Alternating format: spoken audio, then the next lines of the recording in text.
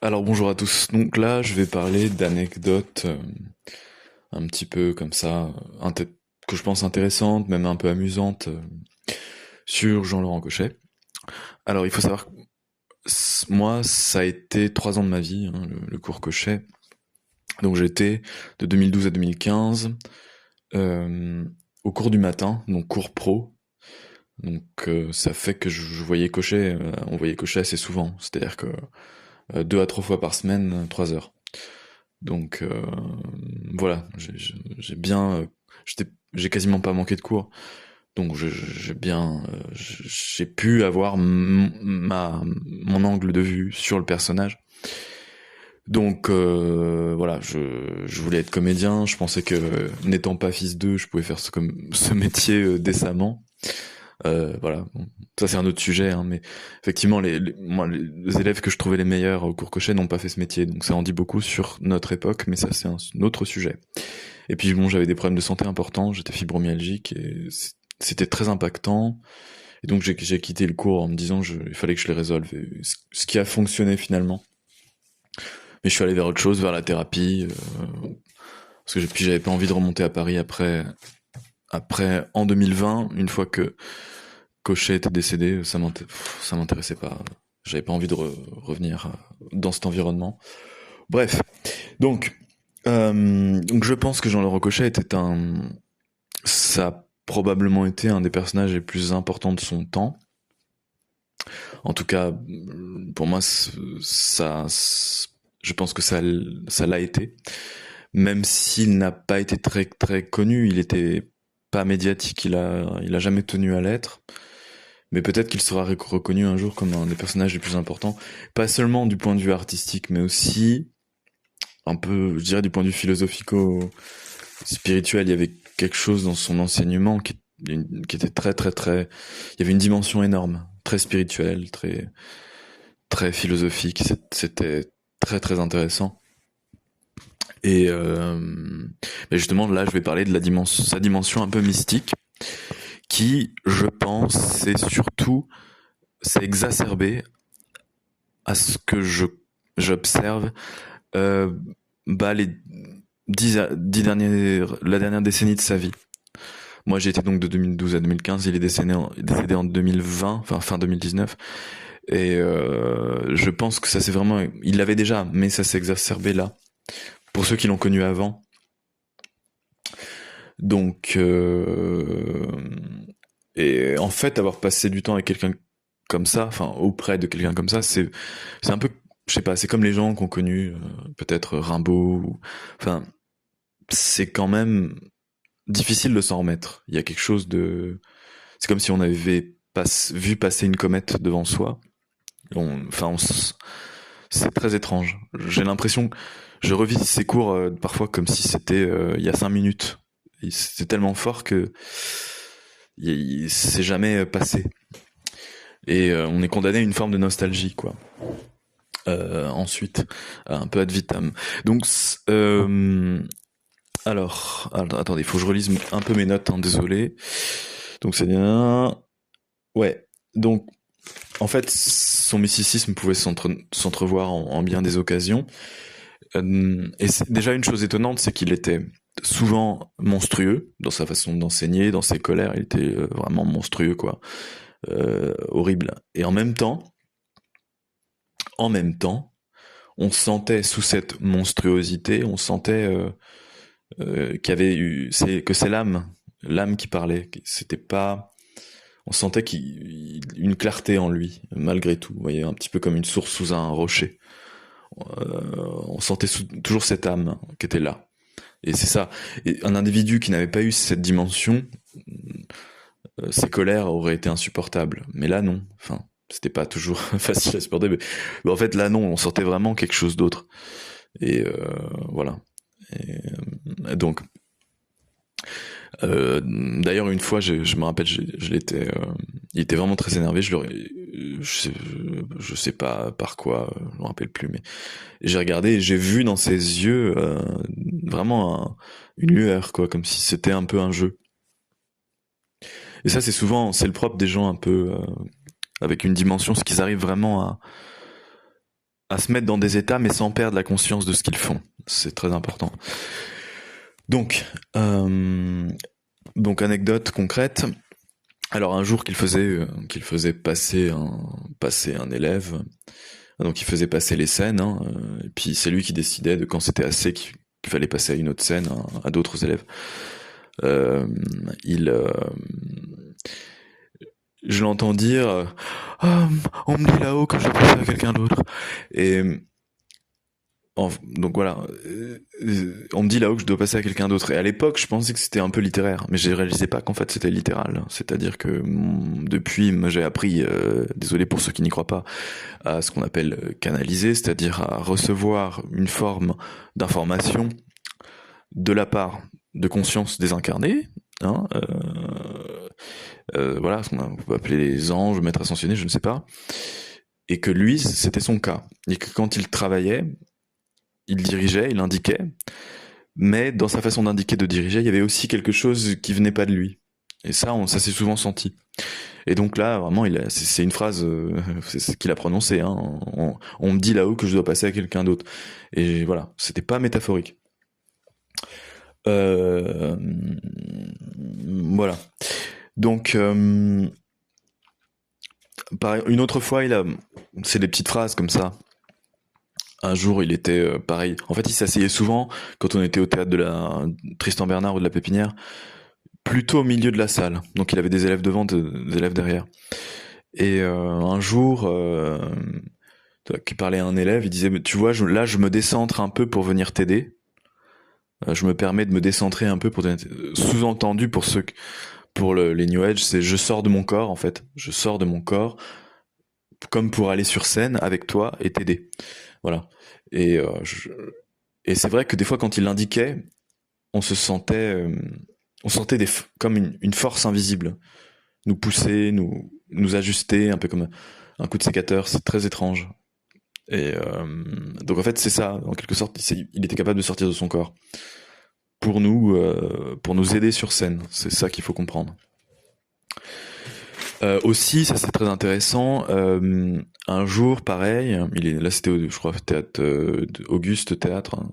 Il était assis devant et un jour, à un moment, il se retourne et et il parle à l'élève qui était deux ou trois rangées derrière lui. Il lui dit: «Ah, c'est toi qui écoutes aussi bien.» Et en fait, il arrivait à peu près, sans nous regarder, à savoir dans quel état on était et à quoi à peu près on pensait. Pas forcément au bruit qu'on faisait, tout ça. Non, non, c'était, il sentait, il percevait. Ça, c'est pareil, typique des gens, des clairvoyants. Euh, on arrive à voir les formes de pensée, en fait, même quand on regarde pas la personne. Donc, il sentait que l'énergie, en fait, de la personne. Et donc, son attention ou pas, l'état de confusion de son énergie, donc, de sa pensée, de sa conscience. Et il arrivait aussi à peu près à savoir à quoi on pensait avant qu'on parle. Et un jour, j'allais parler. Enfin, c'est une scène où fallait, avant de parler, fallait laisser un moment de silence. Il me dit: «Ah, tu t'apprêtais à parler là.» Hein. Et je dis: «Oui, oui.» Et en fait, il m'a dit: «Ah, non, non, t'aurais dû attendre un peu plus, etc.»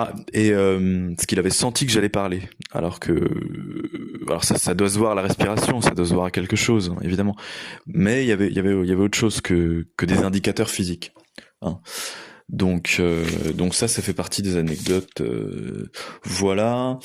Attendez, excusez-moi, je lis mes notes, hein, parce qu'il y a pas mal de choses. Donc voilà, c'est aussi pareil. En fait, voilà, quand il indiquait un personnage, une scène, une situation, en fait, bon, il y avait tout l'aspect technique. Pour ceux qui ont connu, hein, c'est facile à trouver sur internet. Vous avez les cours publics qui sont enregistrés, mais tout ce qui est l'aspect, ça c'était pour le grand public, hein, tout ce qui était technique, réaccentuation, préfinale, etc. Normalement, si on travaillait, ça s'intégrait en un an. Moi, ça, c'était pas grand chose, je pense. Il se trouve que j'ai une très bonne oreille, donc. Mais en fait, pour moi, c'était vraiment 10-20% du vrai travail, voilà. Donc, mais quand il indiquait, parfois, c'était au-delà des mots, c'est-à-dire qu'on dirait qu'il se transmettait quelque chose, un flux.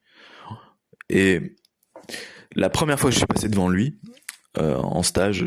J'ai passé la scène Bon appétit de Ruy-Blas, et il m'a arrêté, etc. Et puis il a commencé à m'indiquer le personnage.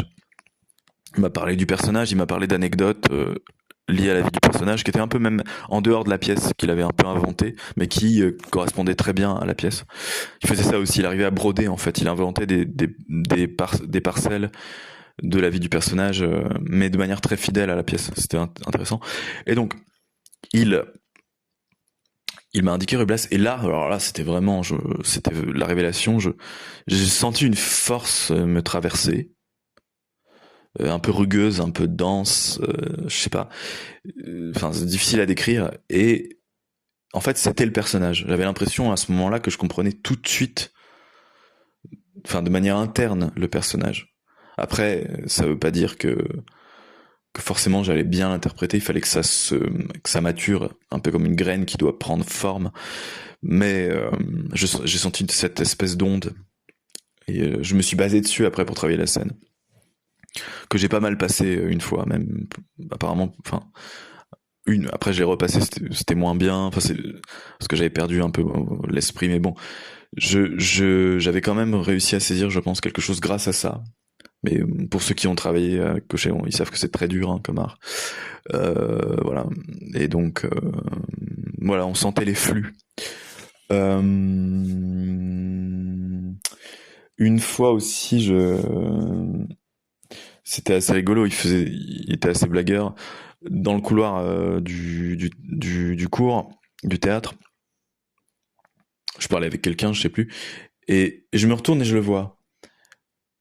Et, et il me dit, ah, et il avait ses mains en fait orientées vers moi. Et il me disait, alors tu ne sens pas mon fluide, tu ne sens pas mon. Enfin, bon, voilà, il s'amusait un peu parce qu'il à jouer avec ça.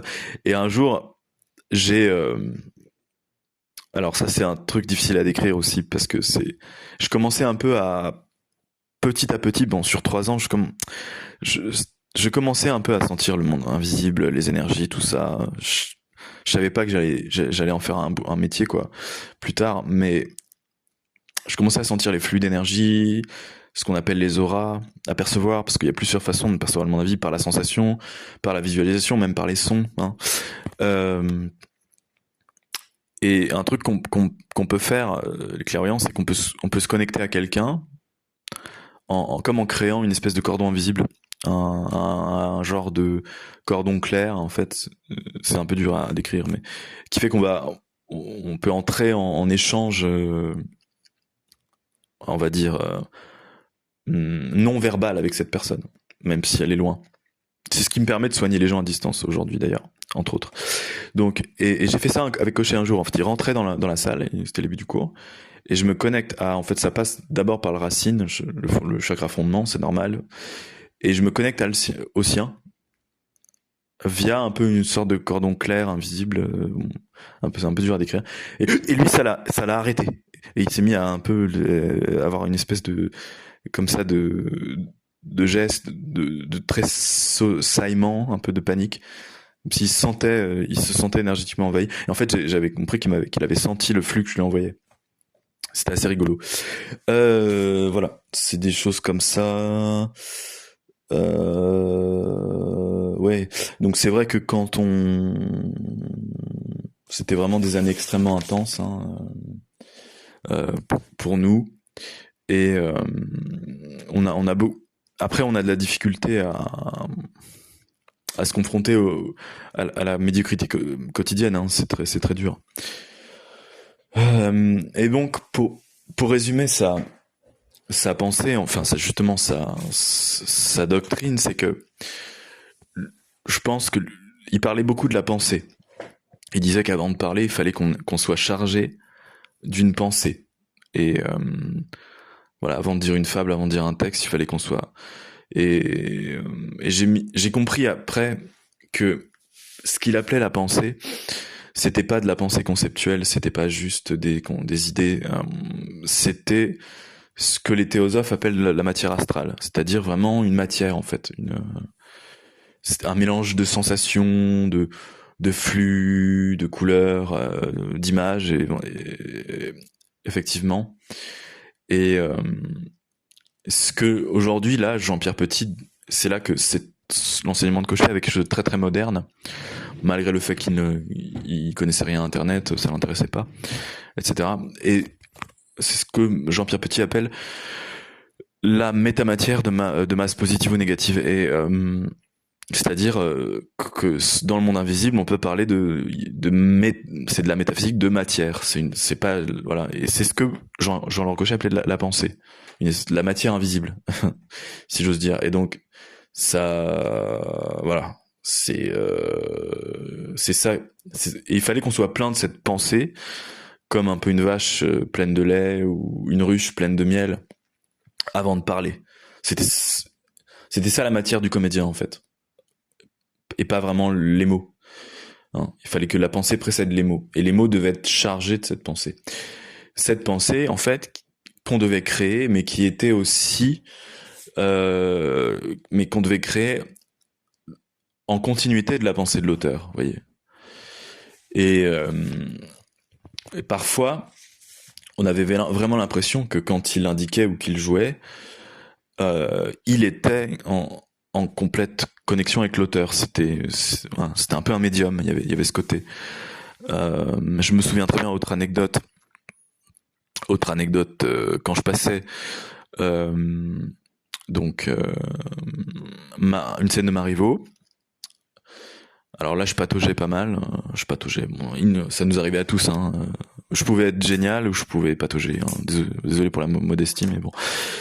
D'ailleurs, il n'aimait pas la modestie. Donc bref, il m'arrête et il commence à dire, à parler comme s'il était lui-même Marivaux, vous voyez, comme si Marivaux parlait, alors que voilà, il n'a pas connu Marivaux, c'est 18e siècle. Et j'ai vu son visage changer. J'ai vraiment vu son visage changer. Et sa façon, c'était très étonnant.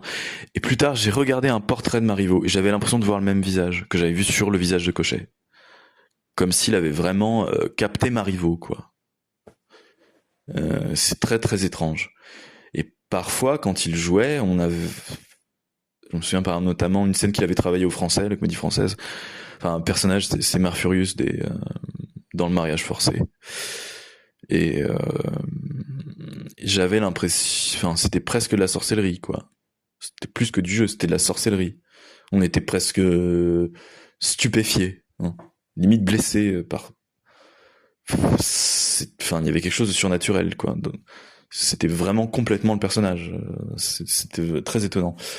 Donc, j'ai jamais vu ça avec Lucchini, par exemple. Vous voyez, j'ai jamais vu ça. Lucchini a une diction, il y a quelque chose de génial. Il est génial, mais il n'y a pas cette espèce de complètement identification avec le personnage à tel point qu'on a l'impression d'halluciner, quoi. Donc,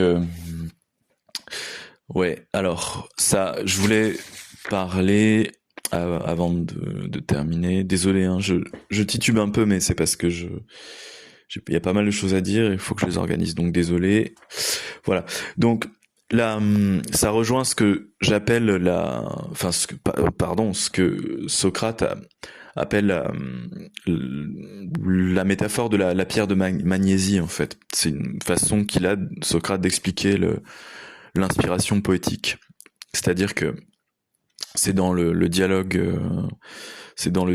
qui s'appelle Ion, dans les premiers dialogues, si ça vous intéresse. Donc de Platon, donc qui met en scène Socrate.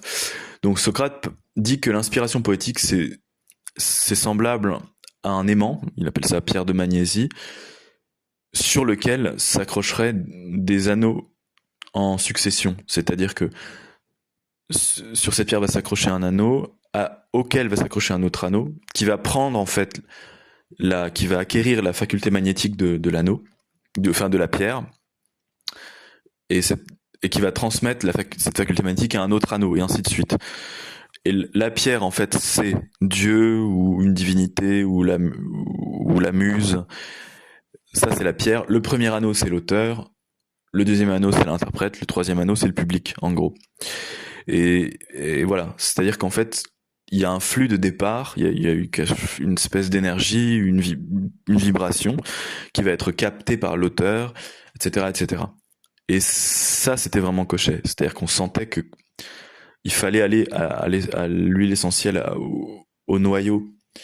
Et il nous incitait même à remonter avant l'auteur, c'est-à-dire à essayer de retrouver l'état qu'avait eu l'auteur en écrivant, l'état d'inspiration, pour vraiment aller même en amont de lui, c'est-à-dire à la divinité. Et c'est pour ça qu'il y avait une dimension mystique. D'ailleurs, bon, il était très croyant, il était catholique, mais c'était pas un croyant, c'était un croyant assez libre, c'était pas un croyant, pas un catho tradi, plus accroché à la lettre qu'à l'esprit. Hum, en plus, il était assez ouvert au taoïsme, par exemple, au confucianisme. Il aimait bien un peu les spiritualités chinoises, notamment. Et donc, voilà, ça rejoint cette théorie de Socrate. Et donc, c'est l'inspiration pour Socrate, c'est ce qu'il appelle l'enthousiasmos, c'est-à-dire le délire divin. C'est quelque chose de difficile à expliquer, mais quand on sortait des cours, eh bien, on était un peu dans cet état de délire divin, c'est-à-dire d'enthousiasmos. Il y avait quelque chose on était enthousiaste, mais vous voyez, ça me fait comprendre le sens étymologique de ce mot, c'est qu'il y a une dimension spirituelle dedans. C'est on reçoit en fait, on reçoit et on transmet une vibration divine. C'est ça le véritable enthousiasme. Et depuis lors, dans tout ce que je fais, je me rends compte que si j'ai pas cet enthousiasmos, je m'ennuie très vite. La vie m'est insupportable, en fait. C'est ça, c'est un problème, à la fois une qualité. Ce qui fait que je peux difficilement travailler en tant que salarié, etc. Je suis obligé d'être passionné par ce que je fais, sinon, voilà, de ressentir cet enthousiasme, ce flux divin, cette vague divine, que aussi j'ai éprouvé beaucoup en pratiquant le zen avec maître Stéphane Thibault, qui lui aussi avait un peu ça. D'ailleurs, c'est intéressant parce que je pense que c'est un personnage aussi assez important, mais ils étaient très différents. Cochet, c'était vraiment là un peu la vieille France. Il y avait un côté comme ça de droite monarchiste un peu, alors que Stéphane Thibault, c'était quand même un ancien 68 art. Bon, mais il y avait leur enseignement. Il est décédé récemment, Stéphane Thibault, avec quelque chose d'assez similaire. Il y avait une dimension comparable pour moi. Et depuis, j'ai beaucoup de difficultés à vivre sans cet enthousiasme. C'est quasiment la seule chose qui m'intéresse, en fait, dans la vie. Voilà. Ouais, j'espère que j'ai pas été trop confus, mais je préfère dire les choses comme ça un peu à chaud, parce que si je commence à vouloir à suivre un ordre parfait, je sens que je vais vite devenir terne. Voilà. J'espère que ça vous aura intéressé.